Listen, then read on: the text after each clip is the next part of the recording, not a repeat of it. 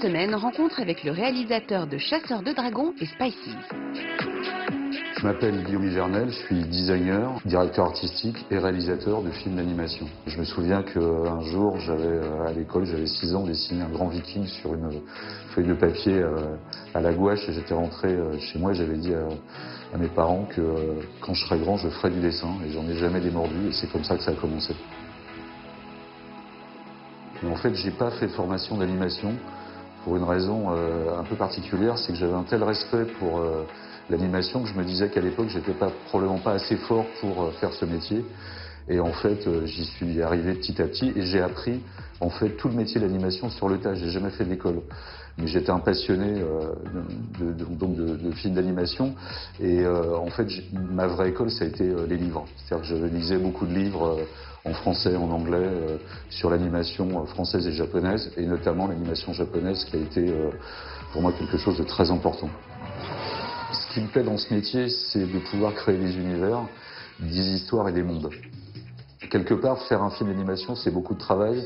C'est beau, c'est les adultes en général qui le font, mais les adultes qui ont un esprit d'enfant. Ça, c'est très important de conserver cette espèce de candeur des enfants pour faire du film d'animation, même si c'est pas du film d'animation forcément pour enfants. Moi, j'aime beaucoup l'espionnage et les films comme ça. J'ai beaucoup aimé le fait qu'il y ait de l'espionnage. J'aimais bien le dragon. Non, pas du café!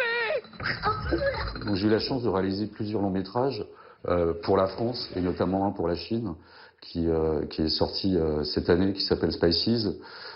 C'est vrai que quelque part les influences sont assez différentes. Par exemple, dans Spices, j'ai mélangé du cartoon, de l'action-aventure, du James Bond et de la science-fiction. Et ça, c'est vrai que les Chinois m'ont permis de faire ça, ce qui n'aurait peut-être pas été forcément le cas en France, parce que les mélanges un peu incongrus sont moins bien perçus ici, alors qu'en Chine, le public chinois regarde beaucoup d'animations japonaises, ce qui est ma culture, et les Japonais ont l'habitude de mélanger des choses un peu improbables, et donc ça a été très intéressant de faire ce film en Chine, aussi pour ça, parce que, encore une fois, ils n'étaient pas choqués par ces espèces de mélanges. Eh oui.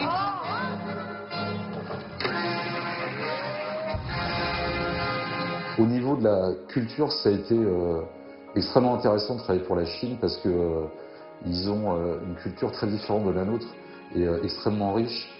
Quand j'ai fait Spices, j'avais déjà beaucoup d'univers qui m'étaient venus en tête au travers de mes voyages en Chine.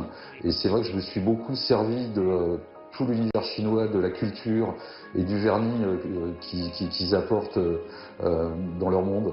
Et c'est vrai que ça m'a beaucoup influencé pour faire Spices. Une des choses que j'ai proposé très rapidement à mes producteurs chinois, c'est d'intégrer dans Spices toute la notion de l'écologie.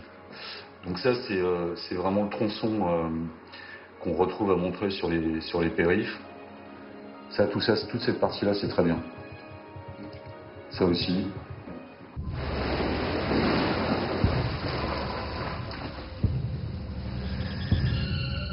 Quand je parle de Spices, je parle souvent de science-fiction, mais en fait, c'est pas vraiment exact. Le vrai terme, ce serait plutôt de l'anticipation.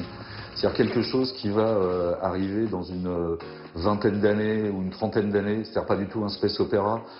Pour exemple, je pourrais parler du voyage dans la Lune de Méliès avec la Lune qui se prend la fusée dans l'œil. À l'époque, c'était de l'anticipation et en fait, quelques dizaines d'années après, c'est vraiment arrivé. Ou Metropolis, qui est en fait très proche de Blade Runner, qui est maintenant très proche de nous, et Blade Runner qui était de l'anticipation à l'époque où il a été fait il y a 20 ans. Et les dernières fois que je suis arrivé en Chine, en fait j'ai découvert ce qu'était Blade Runner en vrai, c'est-à-dire les grands écrans, et c'était très proche. Ridley Scott avait été un visionnaire, donc quelque part dans Spices, c'est un petit peu on a essayé de retrouver un petit peu cet esprit-là, c'est-à-dire quelque chose qui soit en même temps pas de nos jours, mais pas trop éloigné de nous.